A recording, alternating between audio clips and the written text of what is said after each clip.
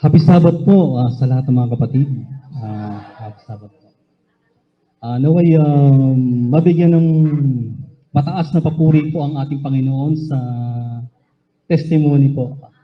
At ayun nga po, nabanggit po pala kanina na yung misis ko yung testimony nung nakaraan. Dapat pala medyo mag-ano siya, baka may masabi ako na magkaiba. Yun. Ayun, bali, napakahaba pong testimony na nangyari sa journey nung nagsasaliksik po kami ng katotohanan dahil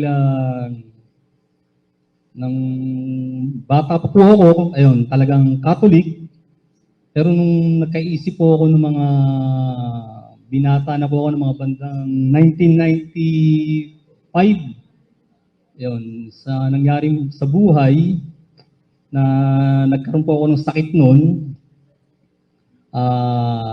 parang nakulang po, gano'n, nabarang dahil sa mga medyo kalokohan ng kabataan. Nagkaroon po ako ng half face na puro pigsa hanggang katawan, puro pigsa hanggang talampakan. Parang yung nangyari kay Hope, yung gano'n. Kaya, at doon po ako nagsimula magbasa. Ayun, nakikinig po ako ng mga dating daan, yung mga gano'n, sa mga iba-ibang mga religion, hanggang may nag-share po sa akin na isa sa katrabaho ko na ay sa mga born again. Doon po ako napunta ngayon sa Jesus Lord Church. Ayun po yung naging una kong journey nang napasok po ako sa ibang religion. At doon po ako nagpatuloy po sa paniniwalang sa Biblia hanggang dumating po rin sa punto na, pero babalikan ko po pala yung pasimula nung napunta po ako sa JL, no, sa Jesus Lord Church. At napaniwala po ako sa ganitong paniniwala na talagang yung may mga gift po kasi dun may mga nag-speaking in tongues, may mga gift of healing, yung nakikita yung mga hindi natin nakikita, yung mga angel nakikita nila. Kaya parang napabilib din po ako roon, kaya talagang tumagal po ako sa ganung pananampalataya.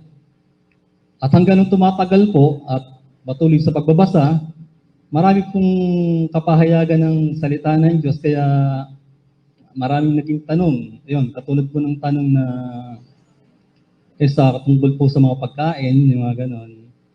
Nababasa naman po sa Biblia hanggang naging marami pong tanong, kaya patuloy pa rin nagsaliksik. At napunta po ako nung nag-abroad po ako, napunta ako ng Middle East. Napunta po ako ng dating daan na nabautismo ako ng dating daan. Pero hindi po alam ng misis ko yun na nagpabautismo ako. At nung napunta po ako ng dating daan, nagkaroon pa rin po ako ng tanong. Kasi nga po dahil sa doktrina, naatinang ko po yung doktrina, nung napasok ko po yung dating daan, doon ko lang natuklasan na ang katuroan po pala ng dating daan na ang Espiritu Santo, hindi daw siya Diyos. Yan. Doon po ako nagkaroon ng hanggang hindi ko matanggap yung aral, hanggang umalis din po ako. Dahil hindi rin po nila masagot, dahil ang tanong ko po sa kanila, kung hindi siya Diyos, hindi siya pwedeng pagprayan, at hindi siya pwedeng sambahin. Ang sagot po sa akin nila, wala naman daw po ako mababasa. Sabi ko, kung may mabasa ako, paano yun? Binasa ko sa kanila ang Philippians 3:3, sabi ko po sa kanila, sabi po ng Biblia na kami yung tunay na tuli, sabi ni Pablo sa Philippians 3:3, na nagsisisamba sa Espiritu ng Diyos. Sinasamba. Tapos sa Jude 1:20 naman, sabi po ron na manalangin sa Espiritu Santo. Kaya hindi po nila na labanan yung talata, kaya sabi ko sa kanila, papaano na lang daw po nila ako kay Soriano. Pero hindi na po nangyaring ganun. Sabi ko, alis na lang ako kasi hindi niyo naman masagot yung tanong ko. Kaya nung pag-uwi ko ng Pilipinas ulit noon, yun, ikwento ko sa misis ko. Pero yun, hanggang umaating pa rin po kami sa JL, sa Jesus Lord Church. Hanggang tumagal, maraming tanong. Napunta naman po kami ng Fourth Watch, yung mga nangihingi po sa kalsada. Ayun, dahil medyo marami pong tanong sa JL, para kukulangan po kami sa JL, kaya napunta po kami sa Fourth Watch. Doon po, mayroon naman silang tinatawag na apostol, buhay na apostol. Ayun. Doon naman po kami napabili, ba may apostol dito ba? Di ba? Ayun. Saka, masisipag po sila sa mga gawain, madaling araw pala ng alas 4, nagde-devotion ako sa simbahan. Ayun, naging active po kasi sumusunod, gusto namin makasunod eh. Umaatin po kami ng misis ko hanggang naging manggagawa sila, si misis. Kasi po ako umaalis eh. Pero dun po sa barko, may inaatinan po ako, may gawain din po kami sa barko. Kasi maraming Pilipino rin, mga nasa 300 ang Pilipino dahil ang pasahero po namin nasa 4,000. Minsan may mga guest naman na nagkakandak ng gawain sa loob ng barko, mga foreigner yun, may mga gawain. Hanggang open po kasi sa barko ang gawain, may mga iba-ibang religion, open po siya. May kasama po ang SDA, yun, doon ko po nakilala rin yung SDA na kasama ko, si Brother Roy Dantique. Tapos yung mga iba po, iba-iba ng religion din. Open po ang gawain doon. Hanggang ano po, yun, bali, napunta ko po kami ng Port Watch, kasi may kasama po ako doon sa barko na Port Watch din eh. Kaya nung umalis po kami sa Jela, po tayong Port Watch. Hanggang marami pa rin pong tanong sa pananampalataya na hindi ko matanggap din sa Port Watch. Bagamat malalim na rin po sila. Ayun, dali may marami pa rin pong tanong. Hanggang nung bumalik po kami sa Taguig kasi tumira kami po sa Laguna, sa Calamba. Doon naglakihan yung mga anak namin. Hanggang nung bumalik po kami, nagpasya po kami bumalik sa Taguig. Napunta po kami sa Taguig, lagi po kaming nung panahon ng pandemic noon. Lagi kami nanonood ng mga sa YouTube. Napapanood namin yung Jesus Coming, pag-aralan natin. Hanggang doon po kami nagkaroon ng kasi sabi kailangan nating may maatinan. Tapos kasi yung JL, umaatin pa rin po kami. Pag nawawala po kami sa JL, umalis po kami. Bumabalik pa rin kami sa JL noon. Pero bagamat marami kami tanong, bumabalik pa rin kami doon. Parang ginagawa lang namin siyang takbuhan. Pero marami pa rin tanong. Kasi katulad ng iba-iba po kasi sa JL, pagdating sa Laguna, ang aral po nila, pwedeng ko kainin ng dugo. Pagdating naman sa Taguig, yung mga hindi naman kumakain ng dugo. Sabi ko, ang gulo ng doktrina, parang magkakaiba. Kaya, ayun, doon po kami ng idea na ito pala na talagang, sa dugo, nadagdagan pa po yung patungkol sa mga pagkain. Hanggang naging tanong po namin, kasi yung asawa po ng pastor doon, maigat sila sa pagkain, hindi kumakain ng baboy. Sabi ko, bakit hindi na lang nila ituro yung Leviticus 11 na huwag kainin yung mga karumal-dumal? Bakit gano'n? Doon kami nagsimula. Tapos dadagdagan pa dati kasi ang paniniwala namin, Sunday keeper kasi kami dati eh. Ang alam namin na yung Sunday, yung Sabat. Kaya Sabado, hinahanda namin yung sarili namin, spiritual namin, para sa araw na linggo, maging katanggap-tanggap yung pagsambahan. Ayun paniniwala namin dati. Hanggang sa patuloy na pagsasaliksik, natuklasan namin na ang Sabat pala, Sabado. Kaya yun, doon po nagsimula na nag-usap kami ng misis ko.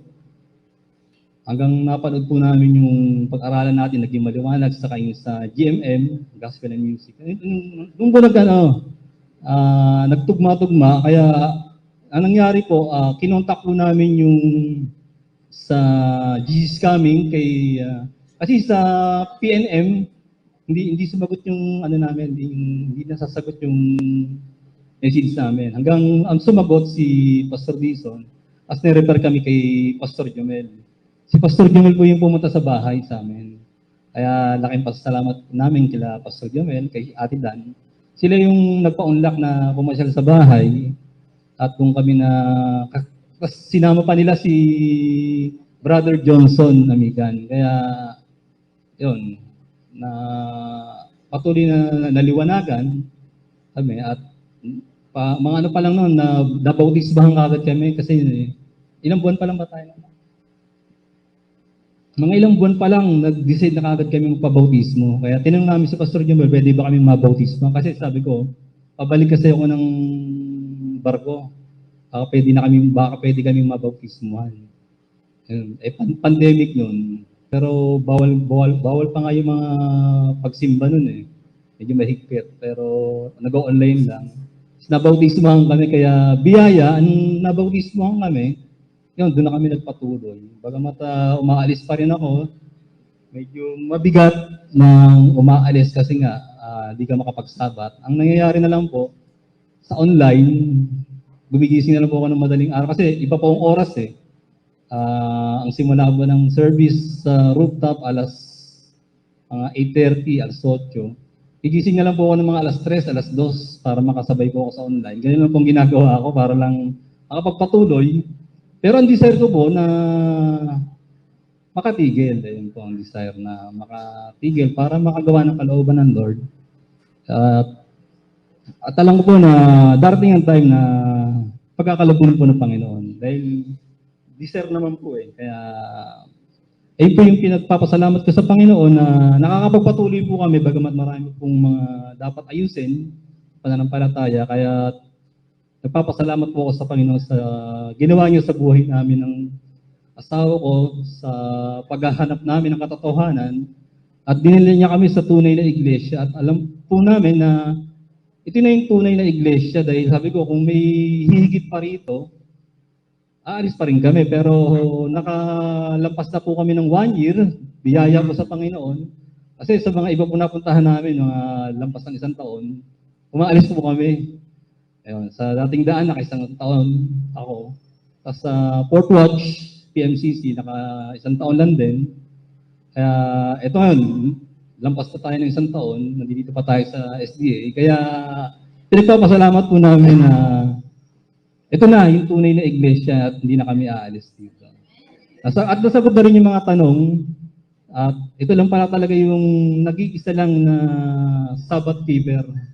Wala nang iba, lahat puro Sunday keeper at sumusunod sa mga utos ng Diyos. Kaya sa Diyos po ang papuri.